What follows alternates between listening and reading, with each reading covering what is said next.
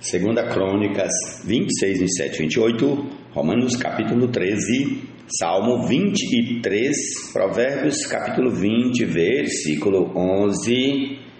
Essas referências referem-se à nossa leitura desse dia 30 de julho, a qual, com alegria e satisfação, convido você para juntos fazermos agora no nome do Senhor Jesus. Vamos lá, começando com 2 Crônicas 26. Vamos lá. Todo o povo de Judá tomou Uzias, que tinha 16 anos de idade, e o constituiu rei em lugar de Amazias, seu pai. Depois da morte de seu pai Uzias, reconstruiu Elate e a restituiu a Judá. Uzias tinha 16 anos de idade quando começou a reinar. Reinou 52 anos em Jerusalém. A mãe dele se chamava Jecolias e era de Jerusalém. Ele fez o que era reto aos olhos do Senhor, segundo tudo que Amazias seu pai havia feito. Propôs buscar a Deus nos dias de Zacarias, que era sábio nas visões de Deus. Enquanto Uzias buscou o Senhor, Deus o fez prosperar. Ele foi e guerreou contra os filisteus, destruiu as muralhas de Gati, de Jabné e de Asdod. Construiu cidades no território de Asdod e entre os filisteus. Deus o ajudou contra os filisteus, contra os árabes que moravam em Gurbaal e contra os meunitas. Os amonitas pagavam tributo a Uzias, que chegou a ser tão poderoso que a sua fama se espalhou até a entrada do Egito. Uzias construiu torres em Jerusalém, junto ao portão da esquina, junto ao portão do vale, junto ao portão do ângulo, e as fortificou. Também construiu torres no deserto e cavou muitas cisternas, porque tinha muito gado, tanto na Cefelá como nas campinas. Tinha lavradores e vinhateiros nos montes e nos campos férteis, porque era amigo da agricultura. Uzias tinha um exército de homens preparados para a guerra, que saíam para a batalha em tropas, segundo a lista feita pelo escrivão Jeiel e pelo oficial Maséias, sob a direção de Ananias, um dos oficiais do rei. O número total dos chefes das famílias, homens valentes, era de 2.600. Debaixo das suas ordens havia um exército guerreiro de 307.500 homens que faziam a guerra com grande poder para ajudar o rei contra os seus inimigos. Uzias preparou para todo o exército escudos, lanças, capacetes, couraças e arcos e até fundas para atirar pedras. Em Jerusalém ele fabricou máquinas inventadas por homens peritos que foram colocadas nas torres e nos cantos das muralhas para atirarem flechas e grandes pedras. A fama de Uzias se espalhou até muito longe, porque ele foi maravilhosamente ajudado até se tornar muito poderoso. Mas depois que Uzias se tornou poderoso, o coração dele se exaltou para sua própria ruína. Ele cometeu uma transgressão contra o Senhor seu Deus, pois entrou no templo do Senhor para queimar incenso no altar do incenso. Porém, o sacerdote Azarias entrou atrás dele, acompanhado de 80 sacerdotes do Senhor, homens da maior firmeza. Eles enfrentaram o rei Uzias e lhe disseram: Não compete a você, Uzias, queimar incenso diante do Senhor, mas aos sacerdotes filhos de Arão, que são consagrados para esse serviço. Saia do santuário, porque você cometeu uma transgressão e isso não lhe trará honra da parte do Senhor Deus. Então Uzias se indignou. Ele tinha o incensário na mão para queimar incenso. No momento em que ele se indignou contra os sacerdotes, a lepra lhe saiu na testa, ali mesmo na presença dos sacerdotes, na casa do Senhor, junto ao altar do incenso. Quando o sumo sacerdote Azarias e todos os sacerdotes se voltaram para ele, eis que ele estava leproso na testa. Então apressadamente o tiraram dali, e até ele mesmo se apressou em sair, visto que o Senhor o havia ferido. Assim o rei Uzias ficou leproso até o dia da sua morte, e, por ser leproso, morou numa casa separada, porque foi excluído da casa do Senhor. E Jotão, seu filho, tinha a seu cargo o palácio real, governando o povo da terra. Quanto aos demais atos de Uzias, tanto os primeiros como os últimos, o profeta Isaías, filho de Amós, os escreveu. Uzias morreu e foi sepultado no túmulo de seus pais, num cemitério que pertencia aos reis, porque disseram, ele era leproso, e Jotão, seu filho, reinou em seu lugar. Prossigamos ao capítulo 27 de 2 Crônica. Vamos lá. Jotão tinha 25 anos de idade quando começou a reinar e reinou 16 anos em Jerusalém. A mãe dele se chamava Jerusa e era filha de Zadok. Fez o que era reto aos olhos do Senhor, segundo tudo que Uzias, seu pai, havia feito, exceto que não entrou no templo do Senhor, e o povo continuava na prática do mal. Ele edificou o portão de cima da casa do Senhor e também edificou muitas obras sobre a muralha de Ofel. Também construiu cidades na região montanhosa de Judá e castelos e torres nos bosques. Ele também guerreou contra o rei dos filhos de Amon e o derrotou, de modo que os filhos de Amon naquele ano lhe deram 3.400 quilos de prata, 1.000 toneladas de trigo e 1.000 toneladas de cevada. E eles lhe trouxeram isto também no segundo e no terceiro ano. Assim Jotão se tornou cada vez mais poderoso, porque dirigia os seus caminhos segundo a vontade do Senhor, seu Deus. Quanto aos demais atos de Jotão, todas as suas guerras e empreendimentos, eis que está tudo escrito no livro da história dos reis de Israel e de Judá. Tinha 25 anos de idade quando começou a reinar e reinou 16 anos em Jerusalém. Jotão morreu e foi sepultado na cidade de Davi. E Acaz, seu filho, reinou em seu lugar. Prossigamos agora ao capítulo 28 de 2 Crônicas. Acaz tinha 20 anos de idade quando começou a reinar e reinou 16 anos em Jerusalém. Não fez o que era reto aos olhos do Senhor, ao contrário de Davi seu pai. Andou nos caminhos dos reis de Israel e até fez imagens fundidas aos Baalins.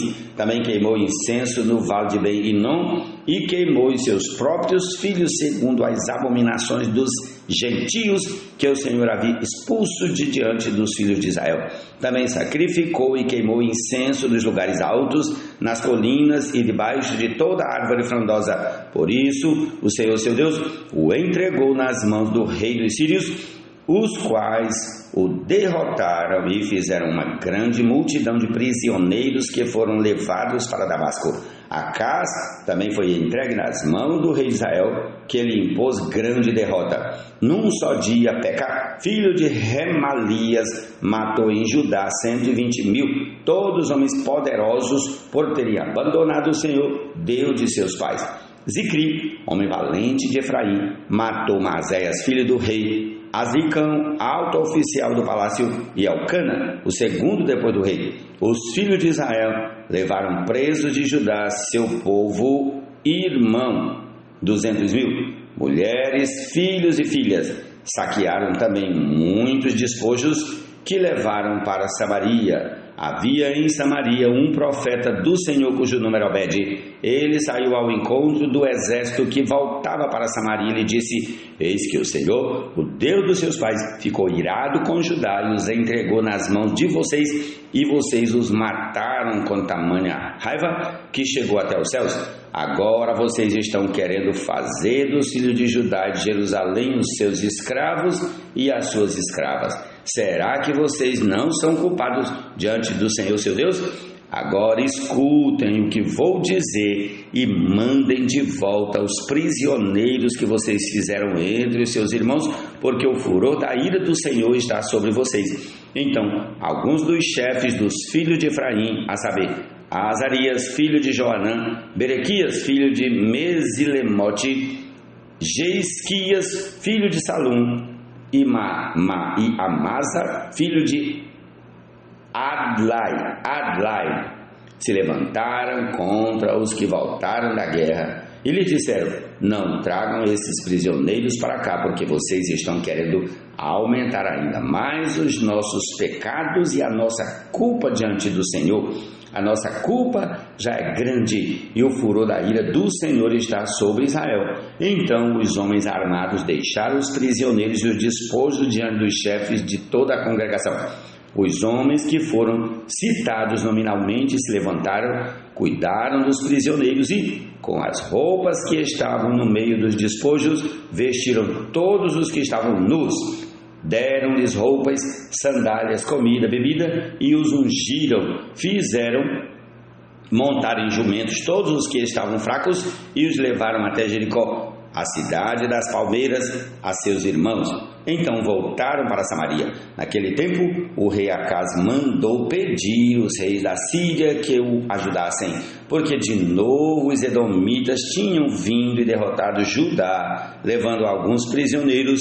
Também os filisteus atacaram as cidades da Cefelá e do sul de Judá. Tomaram Bet-Semes, Ajalon, Gederote, Socó e suas aldeias, Tina e suas aldeias, e Ginzo e suas aldeias, e ficaram morando ali, porque o Senhor humilhou Judá por causa do rei Acaz, porque este havia permitido que Judá caísse em imoralidade e foi completamente infiel ao Senhor. O rei Tiglat-Pileser da Síria atendeu o pedido de Acaz, porém, em vez de ajudá-lo, deixou-o num aperto ainda maior, porque Acaz pegou objetos da casa do Senhor, do palácio real e das casas dos príncipes e os deu ao rei da Síria, porém isso não lhe serviu de nada. No tempo da sua angústia, foi ainda mais infiel ao Senhor, ele mesmo, o rei Acaz. Ofereceu sacrifícios aos deuses de Damasco que o derrotaram, pois pensava: visto que os deuses dos reis da Síria os ajudam, eu lhes oferecerei sacrifícios para que ajudem a mim também. Porém eles foram a sua ruína e a de todo Israel. Acaz ajuntou os utensílios da casa de Deus, os quebrou em pedaços e fechou os portões da casa do Senhor e fez para si altares em todos os cantos de Jerusalém. Em cada cidade de Judá, construiu lugares altos para queimar incenso a outros deuses e assim provocou a ira o Senhor, Deus de seus pais. Quanto aos demais atos de Acaz e a todos os seus caminhos, tanto os primeiros como os últimos, está tudo escrito no livro da história dos reis de Judá e de Israel.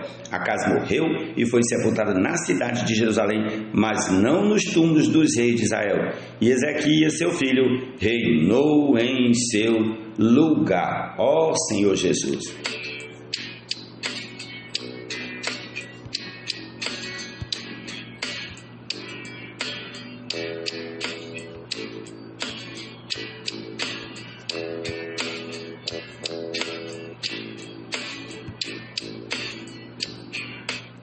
O Senhor é o meu pastor, nada me faltará. Ele me faz repousar em pastos verdejantes, leva-me para junto das águas de descanso, refrigera-me a alma, guia-me pelas veredas da justiça por amor do seu nome. Ainda que eu ande pelo vale da sombra da morte, não temerei mal nenhum, porque tu estás comigo.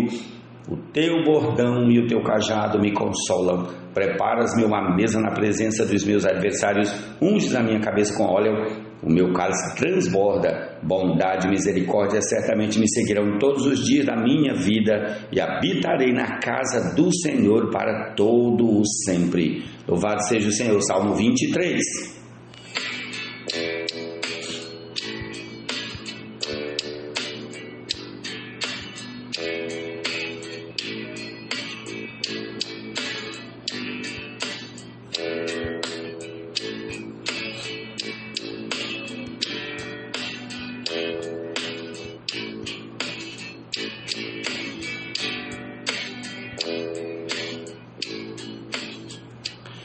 Quando o rei se assenta no trono para julgar, com os seus olhos dispensa todo mal. Quem pode dizer: purifiquei o meu coração, estou limpo do meu pecado?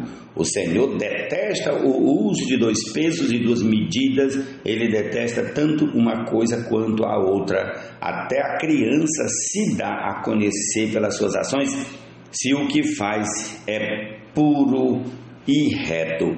Provérbios, capítulo 20, versículos 8, 9, 10 e 11. Na verdade, refere-se à leitura de ontem e hoje em Provérbios. Amém.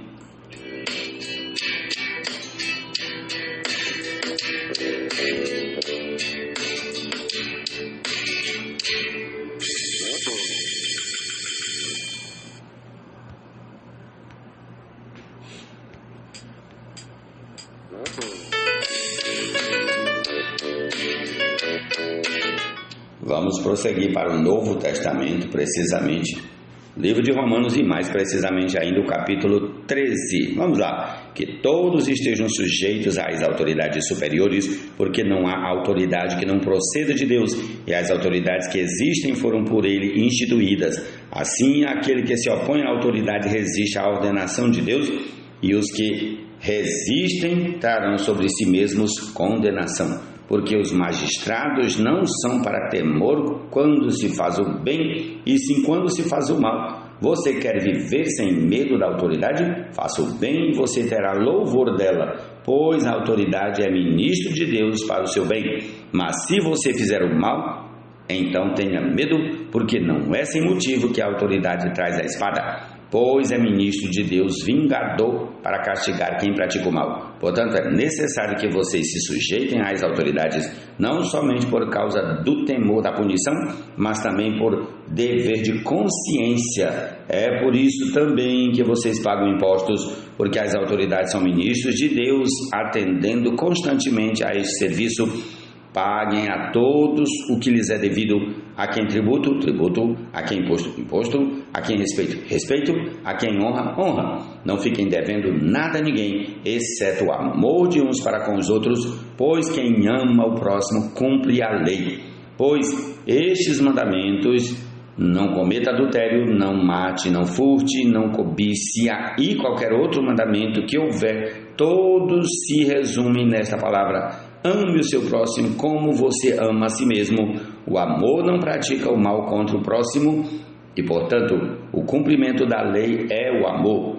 E digo isto a vocês que conhecem o tempo, já é hora de despertarem do sono, porque a nossa salvação está agora mais perto do que quando no princípio cremos.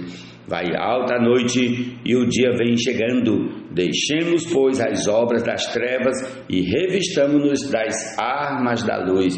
Vivamos dignamente, como em pleno dia, não em orgias e bebedeiras, não em imoralidade e libertinagem, não em discórdias e ciúmes, mas revistam-se do Senhor Jesus Cristo e não façam nada que venha satisfazer os desejos da carne. Jesus é o Senhor, essa é a nossa porção desse dia. Desfrutemos e apreciemos a palavra do Senhor. Amém.